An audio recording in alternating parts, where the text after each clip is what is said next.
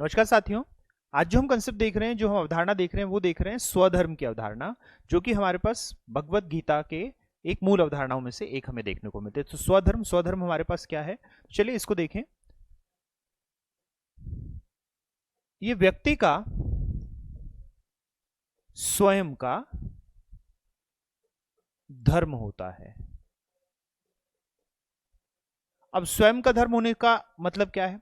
तो स्वयं का धर्म होने का अर्थ, जैसे कि हम देख चुके हैं, धर्म जो हमारी अवधारणा है, धर्म अवधारणा हमें मूल अवधारणा देखने को मिलती है हिंदुइज्म में। हिंदू जो हम दर्शन देखेंगे उसमें मूल अवधारणाओं में से एक धर्म की अवधारणा है।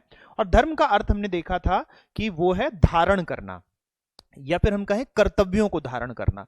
तो इस अनुसार अगर हम देखें तो इसका अर्थ क्या निकलता है? ये निकलता है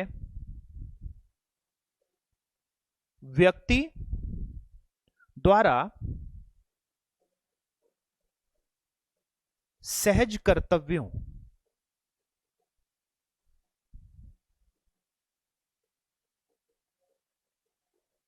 नेचुरल ड्यूटीज को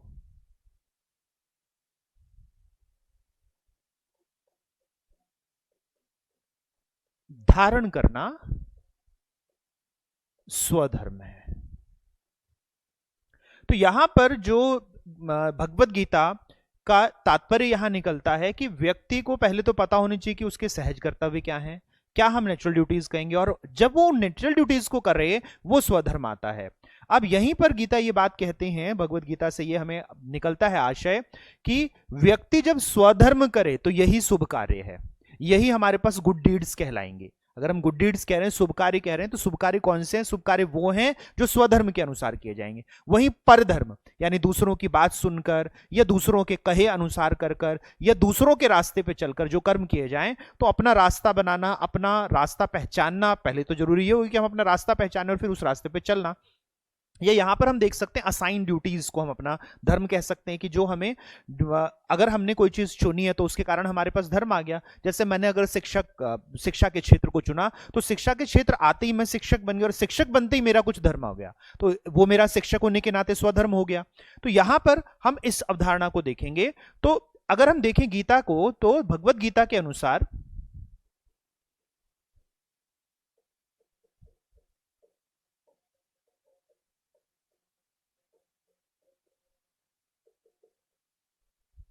भगवत गीता के अनुसार स्वधर्म का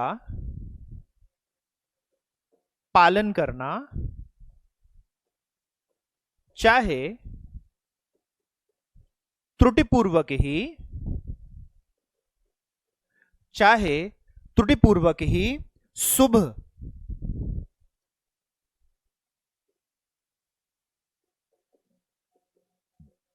कार्य, गुड डीड्स है। यदि हम तुलना करें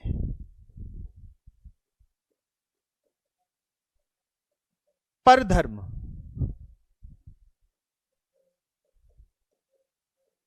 का पालन, जो चाहे कितना भी प्रवीणता से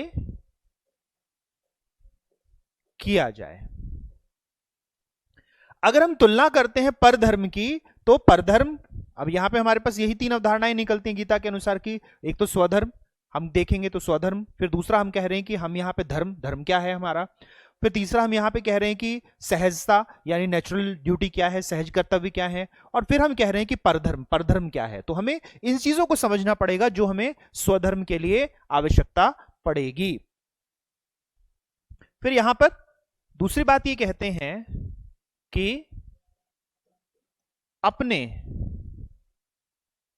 कर्तव्य के पथ पर मर जाना, अपने कर्तव्य के पथ पर मर जाना दूसरों के रास्ते या अधीन होकर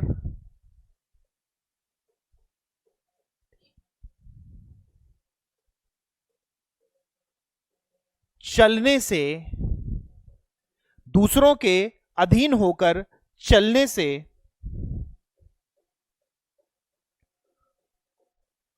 सुख पाने से बहुत बेहतर है। तो यहां बात की गई है कि हम दूसरों के अधीन होकर चलें या दूसरों के रास्ते पे चलें, या फिर हम दूसरों के धर्म के, परधर्म की जो यहां पे बात की गई, दूसरों के धर्म को करें। ये हमारे पास इसमें अगर सुख भी मिल रहा हो तो ये खराब है, वहीं पर अपने कर्तव्य पे अगर हम मर भी जाते हैं अपने कर्तव्य को फॉलो करते हुए, तो ये बहुत बेहतर हमें देखने को मिलता है। तो भगवत गीता में स्वधर्म के 3 गुण बताए हैं। भगवत गीता में स्वधर्म के 3 गुण, 3 कैरेक्टरिस्टिक्स बताए हैं। कौन से 3 गुण बताए हैं? पहला, स्वभाव, यानी आपको अपनी प्रकृति पता होनी चाहिए, जो हमने नेचर की बात करी थी, स्वभाव या स्वयं की प्रकृति हम कहें। दूसरा, कर्तव्य हमारे पास क्या है, तो उसके लिए हमें पता होना चाहिए धर्म। और तीसरा, हम किनसे बचें, तो इसके लिए हमें पता होना चाहिए परधर्म। इसके लिए हमें परधर्म पता होना चाहिए। तो यहां पर हम बात करते हैं कि परधर्म का विरोध हो, धर्म का पालन हो, और स्वभाव, हमें अगर स्वधर्म करना है तो पहले स्वभाव पता तो, हमारा भाव तो पता चले कि क्या है। तो ये 3 हमें गुण देखने को मिलते हैं जिससे हमें स्वधर्म मिलता है, जिससे हमें स्वधर्म मिलेगा। तो चलिए एक एक करके इनको देखते हैं हम।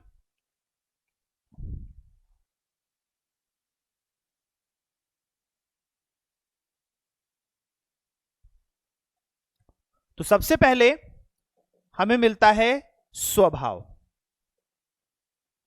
सबसे पहले हमें इसमें देखने को मिलता है स्वभाव।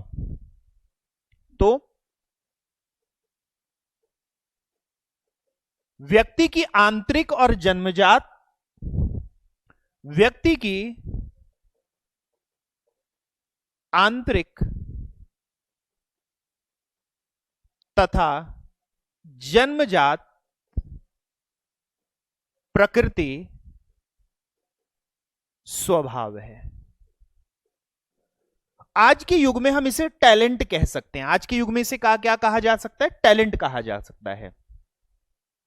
ठीक है, तो यहां पर पहली बात ये कहते हैं, एक व्यक्ति को अपने स्वभाव के अनुसार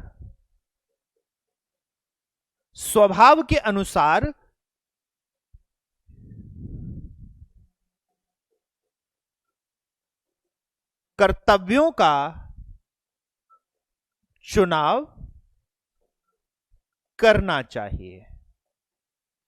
अब क्योंकि हम धर्म को कर्तव्यों की धारणा कहते हैं, कि हम धारण करते हैं कर्तव्यों को, तो यहां पर वो कहते हैं कि जो स्वधर्म है, यानी हम उसी को स्वधर्म बनाए जो हमारा स्वभाव है। नहीं तो अगर हमने उसकी विपरीत स्वधर्म बनाया तो हम हमेशा उसको पूरा करने में परेशानियां महसूस करेंगे, हम हमेशा उसको पूरा करने में परेशानियां महसूस करेंगे। तो व्यक्ति को स्वभाव, तो यहां पर हम क्या देख सकते हैं, स्वभाव को हम व्यक्ति की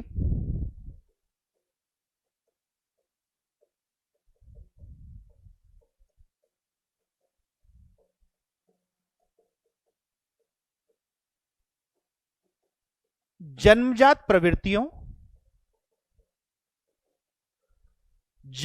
प्रवृत्तियों और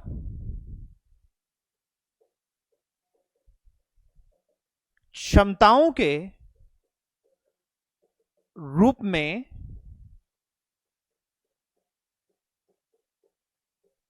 देख सकते हैं। तो ये दर्शन कार्मिक तौर पे अंतर करता है। कार्मिक तौर पर अंतर क्या करता है?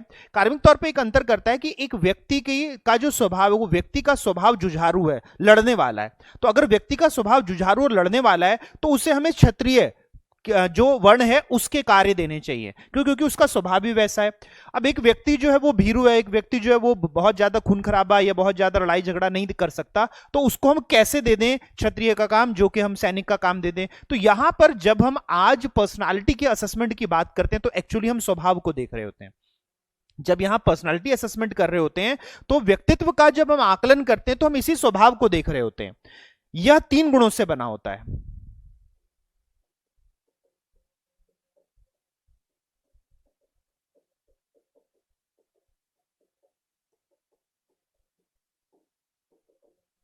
ये जो स्वभाव है ये 3 गुणों से बना होता है। सतोगुण, रजोगुण,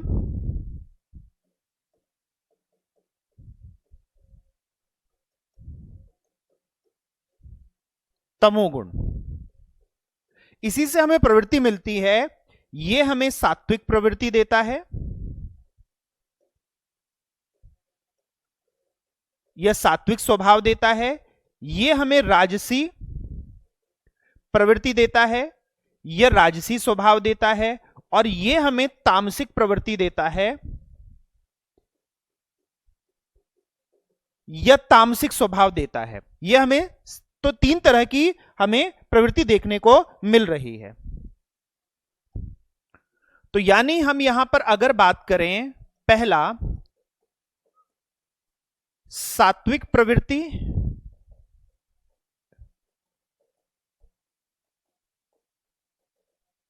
सात्विक प्रवृत्ति यह स्वभाव, तो यह हमें क्या देखने को मिलता है,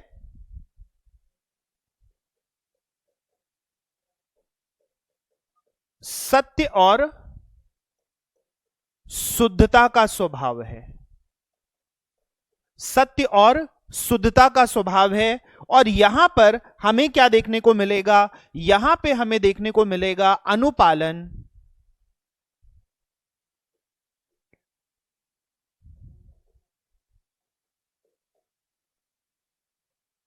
यहां पर हमें देखने को मिलेगा अनुपालन।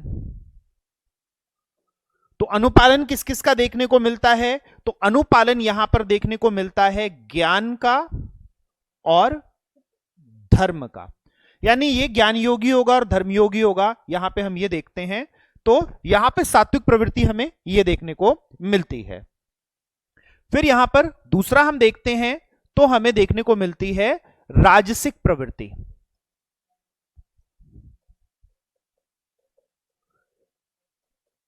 या स्वभाव, राजसिक प्रवृत्ति या स्वभाव। तो हमें स्वभाव किसका दिखता है, तो स्वभाव हमें देखने को मिलता है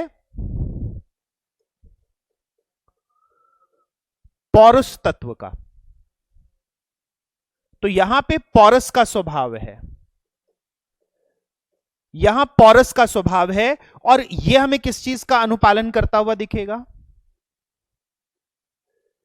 यह अनुपालन देखने को मिलेगा हमें सृजन का, साथ में विध्वंस का। ये सृजन और विध्वंस दोनों राजसिक प्रवृत्ति रखते हैं, सृजन का भी और विध्वंस का भी, दोनों का ये हमें देखने को मिलेंगे। साथ ही साथ इसमें हम देखेंगे तो ये बात करते हैं सुख और समृद्धि की।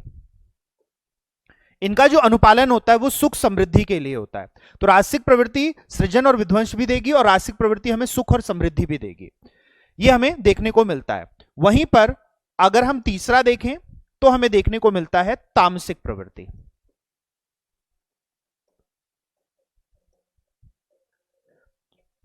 तामसिक प्रवृत्ति या स्वभाव। इसका अगर हम स्वभाव देखें तो हमें स्वभाव कैसा देखने को मिलता है, तो स्वभाव हमें देखने को मिलता है इसमें अंधकार और नकारात्मक स्वभाव।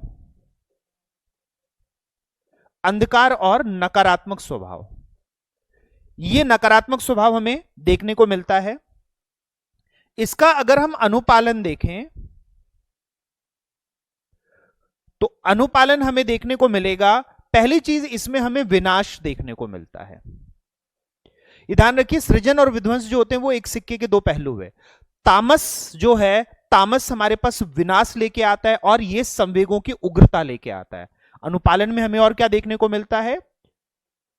संवेगों की उग्रता। ये भी क्या होती है? ये भी विनाशकारी होती है, जो संवेगों की उग्रता। यहां पर हम प्रेम भाव जैसे जो संवेग देखेंगे वो राजसी में देखेंगे। यहां पर विनाशक जो क्रोध होता है, जो दुख होता है, द्वेष होता है, ये विनाशक हमें संवेग देखने को मिलेंगे। तो यहां पर हमें ये तीन तरीके से हमारा स्वभाव निर्धारित होता है। अब यहां पर जो हम दूसरा देखते हैं धर्म। तो जब हम धर्म की बात करें इसमें, तो यहां पर हमें किस तरीके से स्वधर्म में धर्म देखने को मिलता है?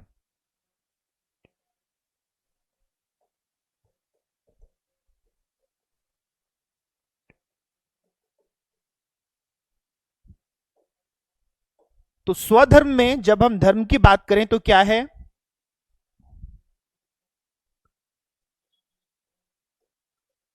रित और ऋण के अनुसार कर्तव्य निभाना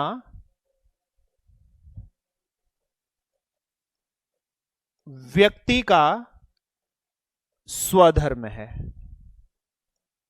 यानी यहां पर ये बात कर देते हैं कि रित और ऋण होने चाहिए। जो हमारे पास रित हैं, जो हमें कर्तव्य दे रखे हैं, और जो ऋण है हमें अपने परिवार के प्रति, अपने समाज के प्रति, अपने ड्यूटी के प्रति, अपने भूमि के प्रति, पृथ्वी के प्रति, और पृथ्वी के पूरी जो प्रकृति है उसके प्रति, तो इनके प्रति जो हमारे कर्तव्य हमें दे रखे हैं, इनको अगर हम निभाएं तो हम स्वधर्म हैं।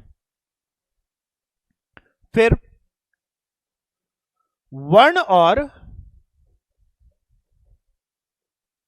आश्रम के अनुसार भूमिकाओं और कर्तव्यों को निभाना स्वधर्म है। अब यहां पर फिर किस धर्म को स्वधर्म कहते हैं? हर व्यक्ति किसी वर्ण में होगा, हर व्यक्ति किसी आश्रम में होगा। इसको इस तरीके से देखिए कि अगर एक नेता है और वो भ्रष्टाचार कर रहा है तो उसने अपने वर्ण का, यानी उसने अपने नेता होने का धर्म नहीं निभाया। अगर एक माँ है वो अपने बच्चे का अनुपालन नहीं कर रही तो उसने अपने आश्रम का धर्म नहीं निभाया। एक स्टूडेंट है और वो पढ़ाई नहीं कर रहा तो उसने अपने आश्रम का धर्म नहीं निभाया। एक पिता है, अगर वो अपने बच्चों का लालन पालन नहीं कर रहा तो उसने वर्ण का, अपने आश्रम का धर्म नहीं निभाया। बच्चे हैं, वो अपने माता पिता की देखरेख नहीं कर रहे तो अपने आश्रम का धर्म नहीं निभाया। एक शिक्षक है, अगर वो पढ़ा नहीं रहा तो अपने आश्रम का, अपने वर्ण का धर्म नहीं निभाया। तो हम अलग अलग जगह देखेंगे कि वर्ण और आश्रम के तहत हमें क्या मिलते हैं? हमें भूमिकाएं मिलती हैं, हमें कर्तव्य मिलते हैं। इनको निभाना हमें स्वधर्म देखने को मिलता है। फिर यहां पर यह बात कहते हैं, धर्म और कर्म के द्वारा पुरुषार्थों, अर्थात ये जो पुरुष था ये हमने पीछे देखा था, पुरुषार्थों अर्थात धर्म, अर्थ, काम तथा मोक्ष की प्राप्ति करना, मोक्ष की प्राप्ति करना स्वधर्म है। तो एक व्यक्ति का धर्म होता है कि वो धर्म में, अर्थ में, काम में और मोक्ष में सब जगह अपने दिए गए कर्तव्यों को निभाए, अपने धारण किए गए कर्तव्यों को निभाए, यानी धर्म निभाए और कर्म निभाए। धर्म धारण किए गए कर्तव्य, कर्म जो इससे निहित हमें अलग अलग देखने को मिलते हैं। तो यहां पर ये कहते हैं, स्व धर्म के अनुसार धर्म को निभाना समाज को सुख और समृद्धि प्रदान करता है। यानी हर व्यक्ति अगर अपनी ड्यूटीज निभाए ना, अपनी ड्यूटीज को मतलब स्वधर्म कह दिया, जो सेल्फ राइटियसनेस है, स्वयं को सही तरीके से काम करना, जो सेल्फ राइटियसनेस है, यानी हर कोई अपनी तरह से अपना धर्म निभाए, अपना कर्म करे और अपनी अपनी ड्यूटी निभाता रहे, उसको ड्यूटीज दे रखेंगे, वो ड्यूटी अपनी अपनी निभाता रहे, तो समाज सोसाइटी अपने आप ही बहुत अच्छी चलेगी। यहां पर क्या होता है कि हम अपने धर्म से कमजोरी काम चोरी कर लेते हैं, हम अपने कर्तव्य से काम चोरी कर लेते हैं। ठीक है, हम क्या करेंगे, हम बैठ के जो है गप्पे मार रहे हैं जहां पे हमारे पास काम होना चाहिए, हम बैठकर क्या कर रहे हैं, हम मोबाइल में लगे हुए हैं बैठकर, तो क्या होगा, तो यहां पर हमारा काम अधूरा रह जाएगा, क्योंकि हमारा ध्यान हमारे कर्म पर नहीं है, हमारे काम पर नहीं है। तो स्वधर्म का मतलब है कि हमेशा अपने कर्मों के ऊपर और अपने धर्म के ऊपर हम हमेशा सजग रहें और उनको निभाते रहें। तो हमें क्या देखने को मिलेगा, तो हमें देखने को मिलेगा पूरा समाज इससे लाभान्वित होता है। फिर लास्टली फिर हम इसमें क्या देखते हैं, तो तीसरा हमें इसमें देखने को मिलता है परधर्म। परधर्म, ठीक है, तो गीता के अनुसार, भगवत गीता के अनुसार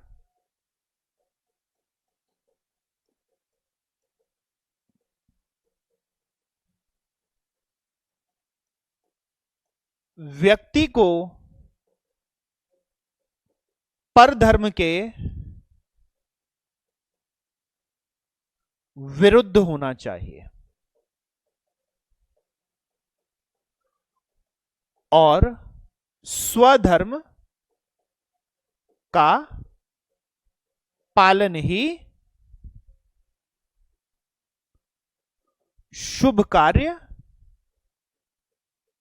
गुड डीड्स होता है। तो ये कहते हैं कि परधर्म का विरोध करना चाहिए, परधर्म के विरुद्ध होना चाहिए हमारे पास। तो ये परधर्म क्या है, तो परधर्म जब व्यक्ति दूसरों के कहे अनुसार या दूसरों की देखा देखी या दूसरों के दबाव में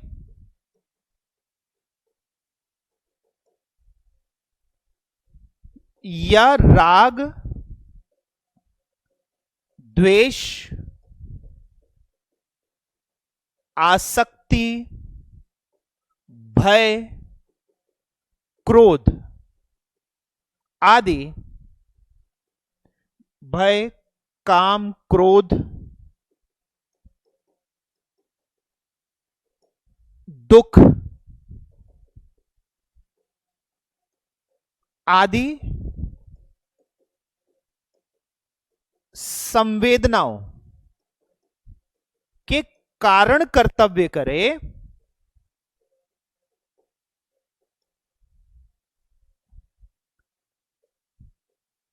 तो यही परधर्म है। तो यही परधर्म है। तो जब व्यक्ति दूसरों के अनुसार कर रहा है, या व्यक्ति दूसरों की देखा देखी कर रहा है, या दूसरे दबाव बनाते ये तो करना पड़ेगा तो कर रहा है, या फिर व्यक्ति गुस्सा होने के कारण कर रहा है, या किसी से प्रेम होने के कारण कर रहा है, या किसी से भय के कारण कर रहा है, या किसी के प्रति आसक्ति लालच होने के कारण कर रहा है, तो राग द्वेष लालच आसक्ति भय निराशा आशा क्रोध दुख, इन सब के चक्कर में पड़कर दूसरों के दबाव में आकर दूसरों को देख रहा है, उसको उसने किया तो मैं भी कर लेता हूं, या फिर दूसरों ने कहा कि अच्छा ये कर लो ये अच्छा रहेगा तो हमने वो कर लिया, तो वो कहते हैं ये सब परधर्म है, ये सब परधर्म है। और जब ये सब परधर्म है तो हमें क्या देखने को मिलेगा, यहां देखने को मिलेगा व्यक्ति परधर्म निभाते हुए निरंतर द्वंद्व डिलेमा संघर्ष कन्फ्लिक्ट तथा तनाव, टेंशन में रहेगा। व्यक्ति परधर्म निभाते हुए हमेशा टेंशन में रहेगा, क्योंकि यह उसके स्वभाव के साथ निरंतर द्वंद्व और संघर्ष करेगा। तो जो उसका स्वभाव है, यानी उसका जो नेचर है, वो नेचर के विपरीत काम कर रहा होगा। वो हमेशा क्या देख रहा होगा? नेचर के विपरीत काम कर रहा होगा। और ये नेचर के विपरीत हमेशा उसको क्या देगा? उसको टेंशन देगा, उसको प्रॉब्लम्स देगा। तो हम यहां पर देखते हैं कि जब दूसरा कंट्रोल करता है और उसके अनुसार हम फिर काम करने लगते हैं, दूसरे के कंट्रोल के अनुसार, तो हमें क्या होगा? शुरू में थोड़ा बहुत हमें अच्छा लगेगा, क्योंकि हो सकता है कि हम क्या कर रहे हो, हम उससे प्रभावित हो, हम लालच के लिए ऐसा करें। जैसे कई बार क्या होता है कि हम नौकरी, अब नौकरी मिल गई तो पैसा मिलेगा, तो चलो ये काम कर लेते हैं, और फिर वहां जाकर फ्रस्ट्रेट हो रहे होते हैं। या किसी से हम जो है प्रेम मोहब्बत करते हैं और वो हमें कंट्रोल कर रहा है, और हम उसके कंट्रोल के अनुसार, उसने कहा ये कर लो तो वो कर लेते हैं, वो कर लो तो वो कर लो, लेकिन हम उससे अंदर से टूटते जाते हैं। तो हम अंदर से टूटते जाएंगे, उस काम में अंदर से टूटेंगे जो हमारे नेचर का नहीं है, उस व्यक्ति से अंदर से टूटेंगे जो हमारे नेचर का नहीं है, उस जो हम देखेंगे सामान से टूटेंगे जो हमारे नेचर का नहीं है। तो यहां पर ये भगवत गीता कहती है कि आप हमेशा तनाव में रहेंगे, व्यक्ति हमेशा तनाव में रहेगा अगर वो परधर्म को निभाता है। ठीक है, तो यहां पर ये बात कहते हैं कि वह हमेशा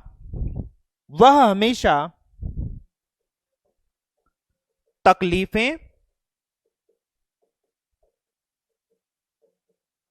कठिनाइयां, समस्याएं तथा दुर्घटना का सामना करेगा। अब यहां पे ये कहते हैं कि दुर्घटनाएं भी वहां पर क्यों हो रही होती हैं? क्योंकि वो सेल्फ में नहीं है, वो स्वभाव में नहीं है, और स्वभाव में नहीं है तो दुर्घटनाएं होंगी। तथा